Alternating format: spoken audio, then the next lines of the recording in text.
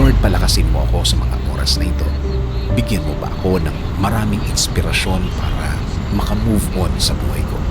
Ako ngayon, Lord, ay nakalubog sa isang problema na hindi ko lubos maisip kung bakit dumating sa aking buhay ito. Nalilito at parang nawawala na ako. Parang walang makapitan. At alam kong walang makakaintindi ng aking kalagayan. Bigyan niyo po ako, Panginoon, ng guidance para malaman ko kung ano ang dapat gawin at kung ano ang dapat isipin. Ibigay niyo po sa aking daan ang mga taong tutulong sa akin at maging tamang impluensya sa aking buhay. Taong nakareceive na din ng inyong pagpapala at ng inyong guidance at patuloy na nabubuhay ng tama na ayon sa inyong kalooban, Panginoon. Huwag niyo pong hayaan din na grabing maapektuhan ang aking pamilya. Spare them from her. Patuloy niyo po silang protektahan.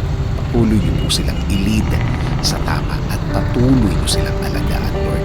Alam ko, Lord, na nakikita niyo